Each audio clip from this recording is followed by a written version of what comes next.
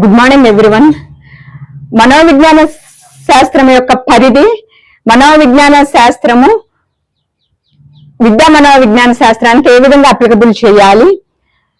మనోవిజ్ఞాన శాస్త్రంలో ఉన్నటువంటి theory of psychology, మనోవిజ్ఞాన శాస్త్రంలో ఉన్న అబ్జర్వేషన్ మెథడ్స్, మనోవిజ్ఞాన శాస్త్రంలో ఉన్న అప్రోచెస్ ఎడ్యుకేషనల్ సైకాలజీకి ఏ విధంగా అప్లికబుల్ చేయాలి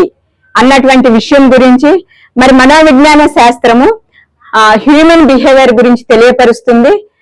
ఆ హ్యూమన్ బిహేవియర్ గురించి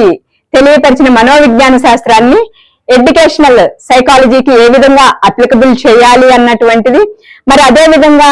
విద్యా సంస్థల్లో చదివేటువంటి పిల్లల యొక్క గ్రోత్, డెవలప్మెంట్, లెర్నింగ్, మరి సోషలైజేషన్ ఏ విధంగా డెవలప్ చేయాలి, మరి అదే విధంగా విద్యలో ఉండేటువంటి ఆబ్జెక్టివ్స్ ని, ఎయిమ్స్ ని, గోల్స్ ని ఏ విధంగా రీచ్ అవ్వాలి అన్నటువంటిది,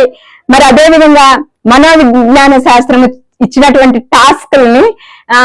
విద్యా మనోవిజ్ఞాన శాస్త్రానికి ఏ విధంగా అప్లికబుల్ చేయాలి అన్నటువంటిది, మరి అదే విధంగా పాఠ్య ప్రణాళిక విద్యార్థి యొక్క వయసును బట్టి ఏ విధంగా ప్రిపేర్ చేయాలి, విద్యార్థి యొక్క వయసును బట్టి పాఠ్య అంశం యొక్క రచన ఏ విధంగా చేయాలి, అదే విధంగా ఎడ్యుకేషనల్ సైకాలజీ సూచించినటువంటి ఎయిమ్స్, ఆబ్జెక్టివ్స్, గోల్స్ కి ఏ విధంగా రీచ్ అవ్వాలి అన్నటువంటి దాన్ని గురించి, మరియు ఎడ్యుకేషనల్ సైకాలజీ యొక్క స్కోప్ అంటే దాని యొక్క స్కోప్ ఎంత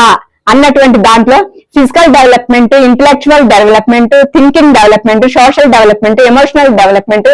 methods of learning, transfer of learning, methods of improve the memory, మరి guidance and counselling, heredity and environments, అదేవిధంగా పర్సనాలిటీ, అడ్జస్ట్మెంట్, యాప్టిట్యూడ్స్, వీటన్నిటిని గురించి కూడా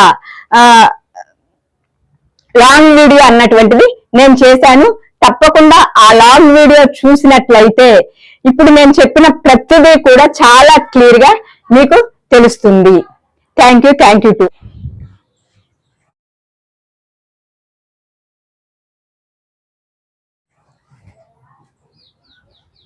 గుడ్ మార్నింగ్ ఎవ్రీవన్.